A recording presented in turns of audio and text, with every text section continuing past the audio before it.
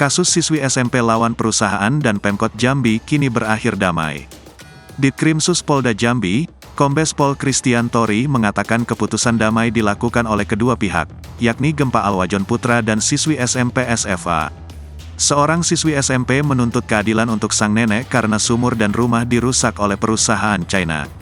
Menurut dia, rumah neneknya yang merupakan seorang pejuang kemerdekaan sudah dizalimi.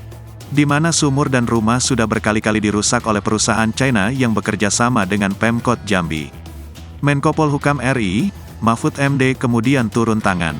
Menko Polhukam Mahfud MD meminta Kementerian PPA, Kompolnas hingga KPAI untuk berangkat ke Jambi menemui SFA dan melakukan perlindungan. Kini kasus tersebut berakhir damai dan kedua belah pihak saling memaafkan.